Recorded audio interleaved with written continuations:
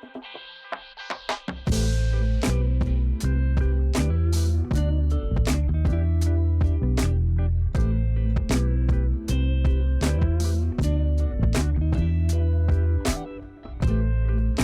I'm Jeremy Pang and this is Take and Make's Summer Veggies Pizza. First thing we're going to do is make your dough, and this dough is possibly the simplest pizza dough I've ever made.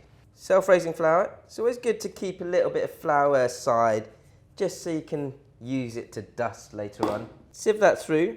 If you don't have a sieve, don't worry, just throw it all in. Making pizza is super fun. It's one of those things you can get anyone at any age to do. Got about 475 grams of flour there, and I'm going to use about 180 mils of water. Just cold water is fine, it will do the job. I'm going to take 1 teaspoon of this oil that's come in the Take and Make box, and I'm going to pop that oil into the water and then just gradually pour your water into your flour. And what you're looking for is kind of like a Play-Doh texture. So once your flour has picked up and absorbed all the water, you should have a nice clean bowl, and the dough should feel doughy. At this point, and this is the same with any sort of wheat flour bread dough, you want to give it a knead. And that's just a posh word for sort of squishing it and twisting it and squishing it and pulling it back together. And what I'm doing here is making it more and more elastic. And this will take 4 or 5 minutes, depending how strong you are. So once your dough is in that really nice doughy place, it should be quite elastic, and you can see if I kind of pull it apart, it's really nice and doughy. So once you're there, what you want to do is portion it out now before it rests. Now this is, as I said, the simplest possible dough. Self-raising flour and a little bit of water and some oil. I'm just going to cover it, each piece of dough, with a bit of oil like so. Just whilst they're resting, waiting for me to then roll them out. There we go, so they don't dry out too much. Nice and easy. Right, on to the veggies. But first and foremost, don't forget, you've got to stay safe when you're using a knife. And the best way for that is, remember, you've got 2 hands for good reason. My left hand is what I call the crab, because my legs are always bent. They kind of guide my knife, and actually, it's a lot of the time less chopping, more slicing, down and forwards. Slice the ends off. Now the first half of the onion, I'm just going to slice into thin slices, and that's to go on top of your pizza. The next one we need is some diced onion for your tomato sauce or your ragu. And the best way to do that is just put your tip of your knife down and pull that down, but don't go all the way to the edge of the onion. I'm trying to keep the onion together. And then turn that half an onion and just slice through. Nice and easy, take your time. Now with garlic, I've got 3 cloves of garlic here. Give it a bash and a flick, and that garlic should just pop out.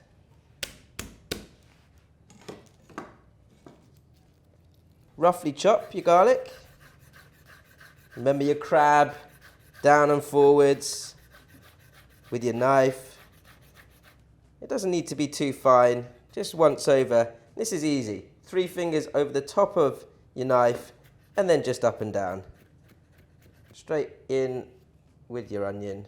Courgette, it's the last thing I need to slice. Take the ends off. Now I'd suggest cutting it in half first, and then turn it round and go lengthways, but it can be a bit wobbly, so just cut 1 slice off and put that down so it's nice and stable. And then slice sort of 2 to 3 millimeter thick slices through that courgette. Your lemon, just slice that in half so you can squeeze that later. So once your chopping's done, the rest is so easy. We're just gonna cook your ragu, which is your tomato sauce. Onions and garlic into about a teaspoon of oil on a medium heat. Let those cook. Keep it nice and medium, not too high a heat, for about 5 to 6 minutes until they start to brown nicely and soften. And then you've got some tomato puree in your box.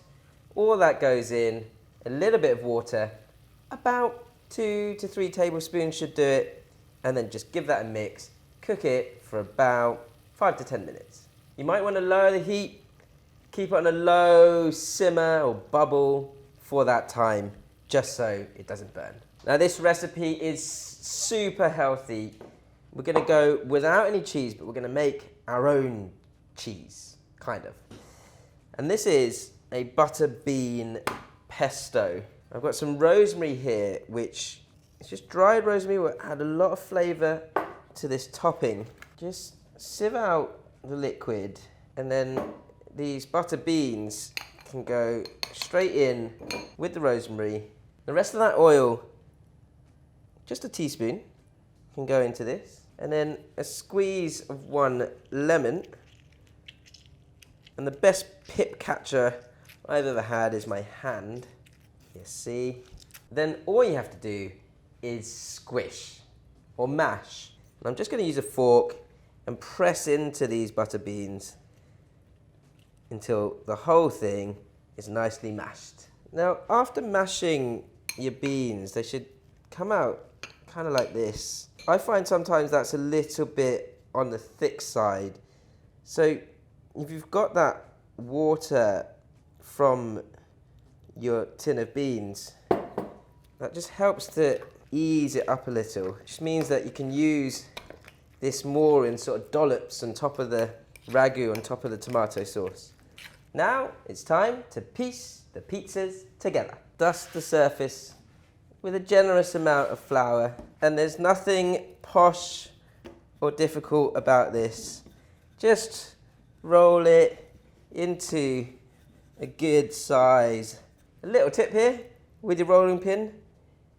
Take your dough, roll it onto the rolling pin, and then roll it onto the tray. Meanwhile, my cooled tomato sauce. Now, I've got my dollops. Think that can easily just dollop. Give it a little spread once you've dolloped. It's quite nice to let the tomato sauce peek out here and there. Then your courgette slices. And a little bit of onion. I mean, you can put whatever you want on top of this, but that is really nice and simple and ready to go straight into the oven, 200 degrees C, for about 10 minutes. 10 minutes later, you've got your pizza. Super easy, super healthy. I can't wait to dig in. I'm hungry. I'm always hungry. It's so easy, so tasty. And even if you're a meat eater, you won't miss the cheese.